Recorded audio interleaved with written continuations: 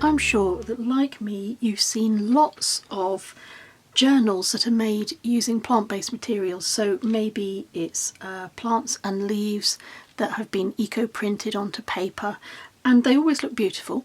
And when I go and look at the instructions, you always need a couple of buckets, and maybe you need something to fix the colour onto the leaves, and maybe you need to boil something up and leave it to sit overnight. And I'm an impatient crafter, and I thought, what if we could find a way to shorten the process and yet still get plants into our projects, because that's a lovely way to make things look natural. So I had a little play, and I'm going to show you what I've come up with. This is some lavender that I've cut from my garden. I'm working on a solid board because I'm going to find a way to flatten these. I'm going to use my iron. I've got a nice thick piece of card underneath. I've got a piece of glassine paper, which is where I've placed my lavender fronds. I'm going to close my glassine paper, and I'm going to close the top of my card as well. And I'm going to iron it. I've got my heat set at a medium hot heat because I want it to get through all of this card. And this is a sort of thing that you used to press flowers, didn't you? Well, I did when I was younger, and I used to press flowers, and you'd put them inside a book and then you'd leave them, and 20 years later you'd find them falling out of the book. This is a quicker way to achieve flatness, and we don't need to preserve these flowers because we're going to use them immediately. I'm using lavender because in my experiments I found that that is the one that works the best. There they are, nicely flattened, and all we really need is for these to be flat enough that they will sit on a piece of card or a piece of paper, and they won't roll about and they won't move. You also get a lovely smell if you use the lavender. The attic is smelling very beautiful at the moment.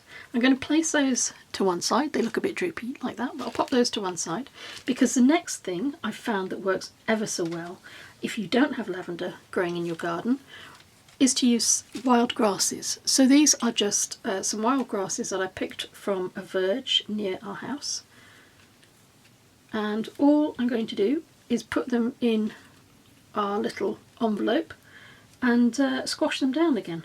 Some of these I haven't tried before. I'm not sure how they'll turn out. This one I haven't tried. I don't know how this one will turn out, but that's what experimentation is all about.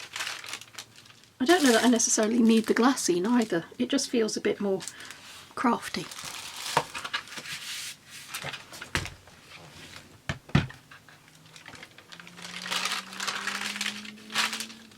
So the grasses have come out really well.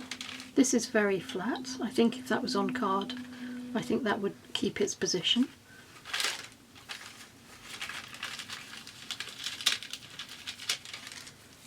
So that's all very good, ready to go.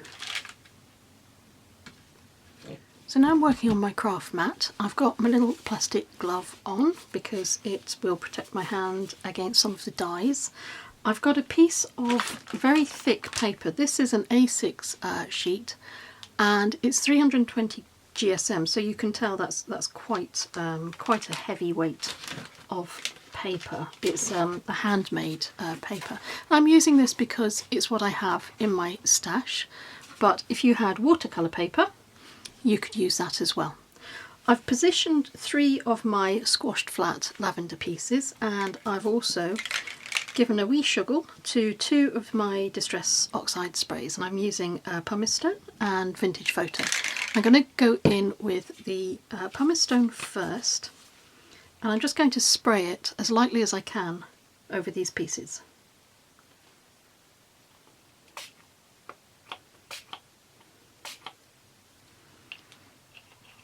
I hope you can see that on camera. That's not very much spray. I'm a little wary about the vintage photo because it is quite a strong colour, and I don't want it to dominate this. So I'm going to try and just spray it just in this bottom section if I can. That'll do. And I think that should be enough colour variation for these to stand out.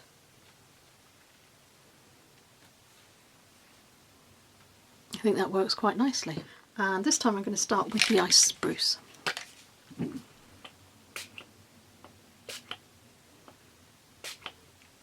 and I've put a greater density of colour across where the heads are so that we can get a better variation or a better distinction between the space below the stems and then the colour outside. And I'll just add the pumice stone at the bottom.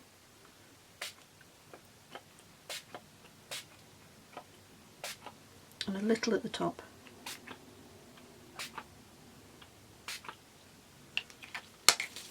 And now I want a bit more ice spruce, just in that top corner.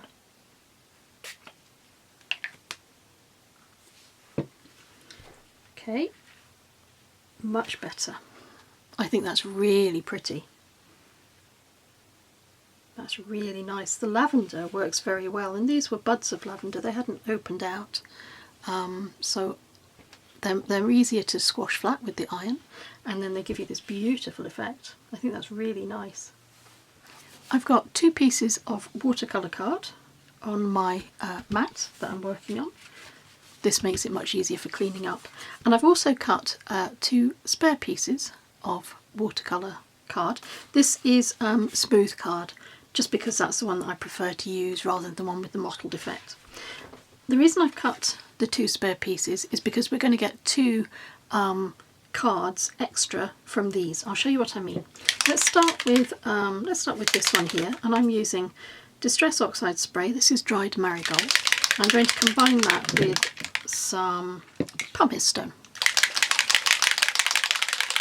So I'll give both of those a little shake. If you're worried about your fronds moving around, just secure them off your paper with a piece of washi tape. If you're worried about getting spray on this side, get a rag. This is my rag, and just hold it in place so that the other one won't get sprayed. It's good to do 2 at the same time because they're only little. Spray from the top, straight down, and quite lightly if you can. It can be difficult to do that amount of control with a spray bottle. And then I'm going to get my pumice stone.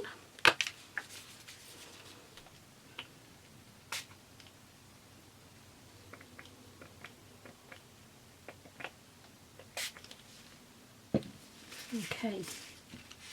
The way I'm going to get my second image out of this, just get rid of this little love, is I'm going to try very carefully not to move my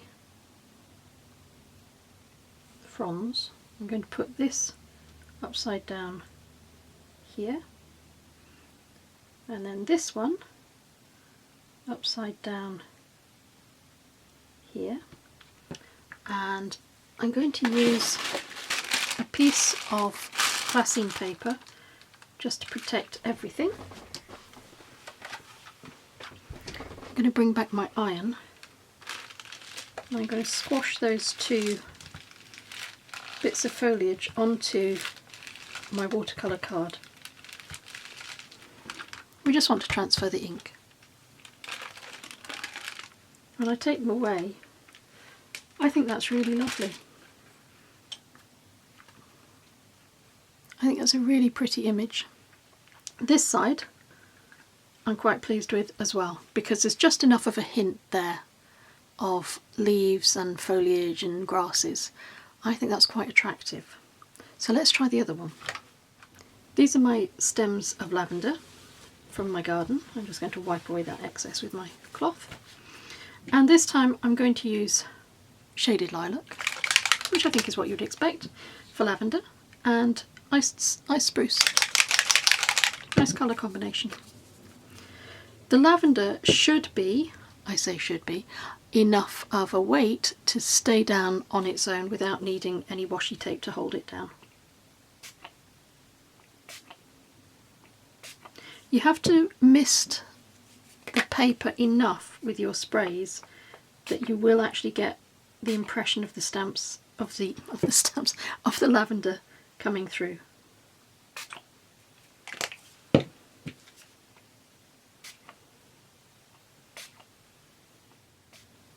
Carefully I'm going to remove each of these and place them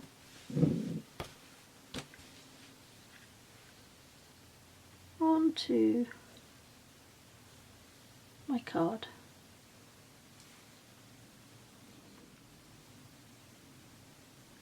And then when they're all in position, got my glassine paper again, and my iron. And while I'm just heating those, that's a lovely impression. Really clear, really pretty. Lavender's very good because it's nice and bulky enough that you can see there's a good image there.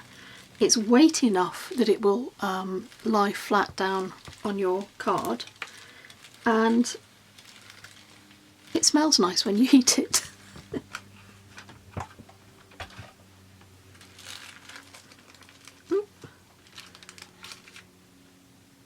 There we go. And what I hope you can see on camera, I really love that. What I hope you can see, wow, it smells great, is that because I've used 2 different colours, you do get the 2 different colours coming through on the card. So this, for example, has picked up a lot of the ice spruce, whereas the shaded lilac is far more apparent in the heads. So we have 2 really nice mirror images for the price of 1. Let's look at a way that I have used the little grass and lavender impressions that I've created. I've used one of my tag die cuts to, well, I've used a couple, I've used a large and a small, so that I can cut out the best part of each of my little segments. So I would start with a card like this, and I'd just position my tag die exactly where I thought I would get the best result. And in our next video, I'm going to show you how I completed my tags, how I've coloured them, and you'll see some printed words here. I'm also going to reveal the second set of printed background words that you can use to embellish your tags, and also how you can use the new background words to create this type of tag, where words linked to the theme of your project actually form the background to your images. I'm going to say thank you very much for watching, as always, and until we meet again, take care.